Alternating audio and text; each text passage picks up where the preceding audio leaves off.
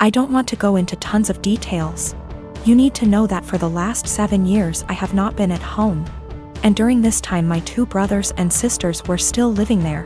While I was at home, our stepfather abused us mentally and physically. We lived in crappy houses that were covered in real garbage, including animal feces, absolutely everywhere. I haven't heard from my little sister since May. I'm pretty sure she was told to cut contact with all of us. We are her older siblings.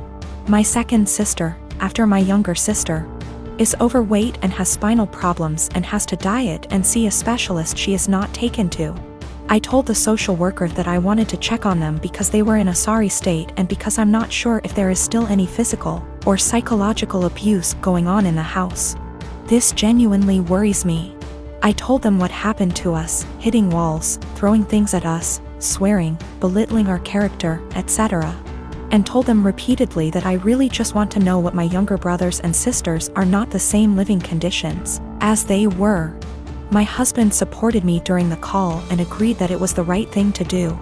All my siblings discussed this beforehand, except for my older sister, who moved out before things got bad, and the 2 who live in the house.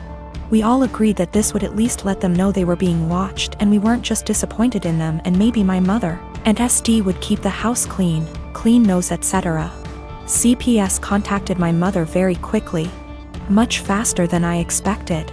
I mean within 3 hours. After that, my older sister, who lives far away and hasn't contacted me for months, calls and she gets mad at me because she knows I called. I didn't deny anything and just said, if they have nothing to hide, then they have nothing to worry about. It will all be over pretty quickly, to which she replied, what if it doesn't? If they are taken away? I said, I hope it doesn't come to that, and if it does, it's not on me. I didn't harm them. I didn't leave animal excrement around the house. I asked, would you let your children live the way we lived? She didn't answer. I asked again and she said, no. I'd keep a decent house, but it's not your job to tell someone else how to parent. I said, okay. So, if that's all, why did you call? I think we're done. She told me that we all need to get over what happened to us and move on. She left long before the violence started and she wasn't around, regardless of my personal experience. I can't help but feel like I did something wrong. I have limited contact with my mother because of her husband, and she denies that any of us have ever been abused. My sister asked, why don't you just come in and see the conditions? I told her, I can't be around my stepfather. I refuse to expose myself to this negativity again. Even though my husband and siblings agree that it was the right thing to do, I still can't help feeling wrong because of it. Like it wasn't my place. But if it wasn't my place, then whose was it? I really would like a third-party opinion on what I did. Am I wrong in reporting my family? Honestly, should I have just kept my mouth shut? I don't mind if I don't have any contact with my mom or older sister. They don't even know that I'm almost 4 months pregnant because we don't talk very much. So the possibility that I'll never have a real relationship doesn't bother me. What worries me is that I don't know if I was right. I called my mother's CPS based on previous experiences of psychological and physical abuse by our stepfather. I have not heard anything from my younger brothers and sisters for a long time, because communication was interrupted. We lived in appalling conditions. There were animal feces, rubbish and mess everywhere. We were beaten, things were thrown at us, etc. I told the police that I was not sure if something was going on for sure because, again, no contact.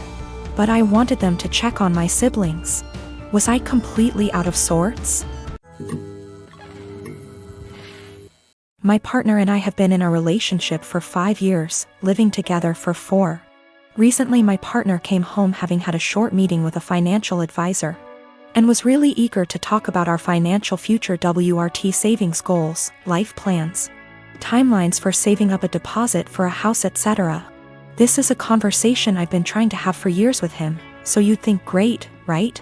I should be really happy we're finally there. But I'm not. Talking about us going for a meeting with a financial advisor and starting to build towards our future together has given me really cold feet about the relationship. I think part of it is why now? I've been trying to talk to him about this for a really long time. With renewed efforts at the start of this year when I landed my first full-time salaried position and was working out my budget / personal savings goals. Just 4 months ago he wouldn't have a conversation about it. But now that the financial advisor has said the same things, it's obviously something we should be doing and I should just jump on board with? I think if the advice was particularly different to what I'm already planning, I'd be less annoyed. But the advice is the same. There's a certain type of savings account you can start in the UK specifically for saving up for a house. And I've been talking about planning to open one once I'm full-time employed for literally 3 years. And he brought it up like this new, novel idea I'd never heard of. It makes me wonder if he's ever listened to anything I've ever said. He's always been more frightened of commitment / taking the next step. And I've driven that for the majority of our relationship. Become official / exclusive? I pushed for it. Move in together? I pushed for it. Start a joint account for household costs? Me move into a bigger place and buy our own furniture? My call. And every step of the way he's against it and I have to convince him why it's the right decision.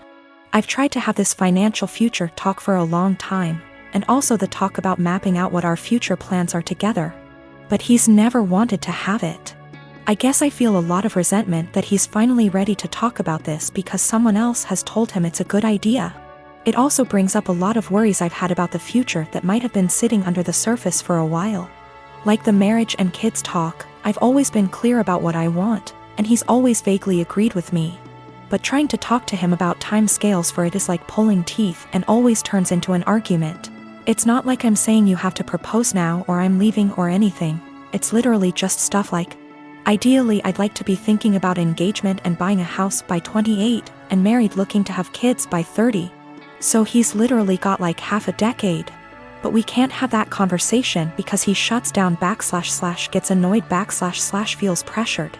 And I have no idea what he wants from the future because he won't tell me. There's a lot of resentment in this post and I feel the need to clarify that I love him. He's my best friend and our day-to-day life is a dream. But I always feel like I'm dragging him into a future he doesn't want. And that he doesn't really trust / listen to me as an equal partner. Until someone else tells him the same things I've been trying to say. I don't want that to be my future. I want someone who has these conversations with me and is excited about taking the next step. This feels like it has been one of the biggest underlying issues in our relationship that we've never been able to address. He doesn't ever really seem to listen to / consider me and often prioritizes his relationships with others. It's like he's expecting that I'll always just be there until he's ready, and that's not a very nice feeling to have. I'm not really sure where to go from here. I guess my big question is how do I move past this resentment into a productive conversation about goals / expectations. I would like to be excited that he's finally ready to take this step together, but I just feel annoyed and uncertain. I would also like to address the issues of not feeling like a priority once and for all. Since previous attempts haven't been successful. So I suppose my other question is how do I make our communication better so that we can actually talk about these things and come up with a plan to fix them?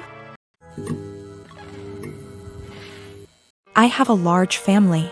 Mostly aunts and female cousins aside from mom, stepmom, stepsister and grandmother. I don't know how to say this, but all those women I mentioned above are into teasing and joking. They've formed a unit, which I admit is kind of toxic. And they'd tease and roast every new woman that enters the family by marriage by setting up tests to see if they deserve to be part of the family, or roast their looks and styles to the point of breaking confidence and self-esteem down. Then after a few months of teasing they'd announce that they've finally welcomed them into the family. The newest member would join in on the teasing too, which is crazy as my dad says. When I first introduced my then girlfriend now wife, I made it clear that I didn't want any of the women in the unit to come at her or harass her, not even with a single word. They went behind my back and roasted her looks and job, and I discovered they've been doing it on Facebook.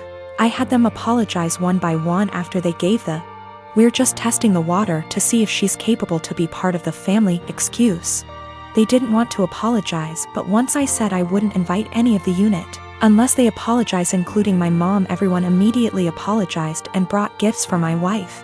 My wedding was 2 weeks ago. There was talk about the women in the family wanting to pull a prank on my wife by wearing white and called it the ultimate test.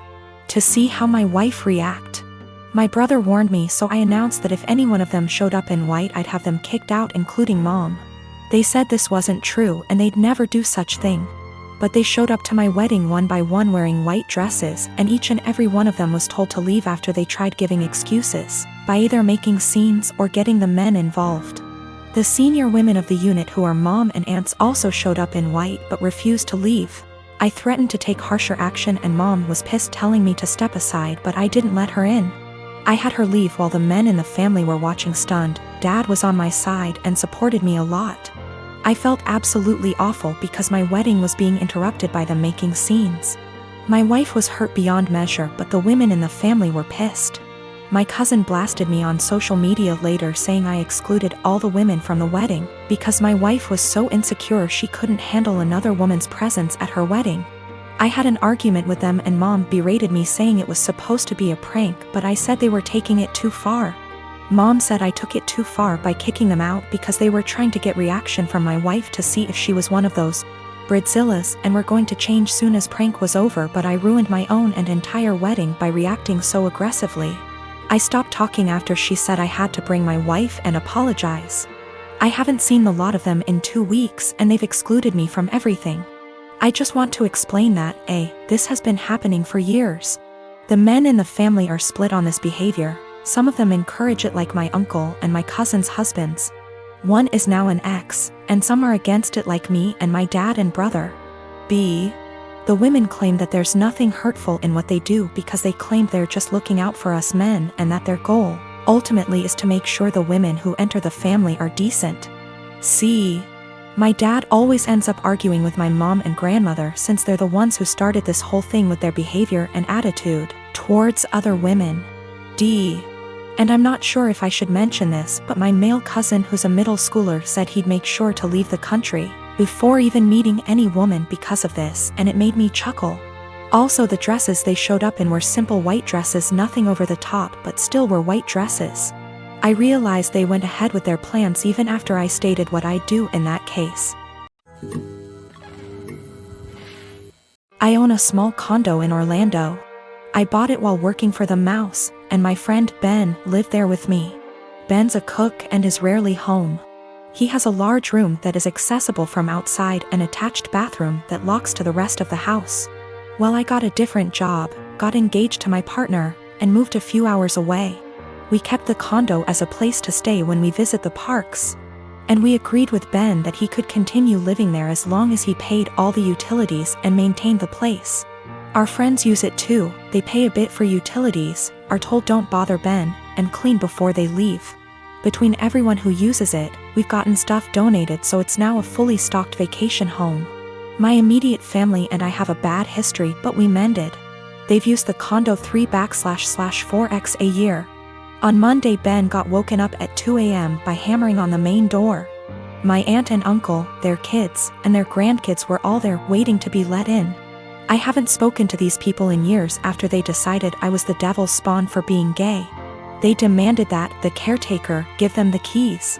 Ben called me. I told him to give them my number, then shut and lock the door and not let them in. My aunt was insistent that my condo was actually owned by my family. It was the family vacation home.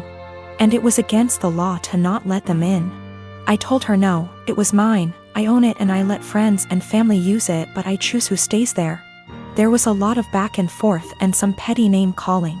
She said they were here for a week, where were they supposed to go, and I said I don't care. Meanwhile, my partner reported that Ben texted them saying my uncle was attempting to kick in the door. I said tell him to call the police. She hung up on me and Ben said they left. In the morning, I got a phone call from my mom trying to convince me to let them stay. We had an argument during which she admitted that she didn't tell people that I owned the property because she didn't want the rest of our family to know they were in contact with me again. I told her if that's how she wants our relationship to be, then she's no longer welcome. I checked in with Ben and he's okay. Today my aunt sent several texts asking to stay at the house because they hadn't accounted having to pay for a hotel, and they had planned to just buy groceries and use the kitchen. I told her no. She said they were about to be out on the street with their luggage. She called me cruel and heartless and that I was ruining Disney for the kids.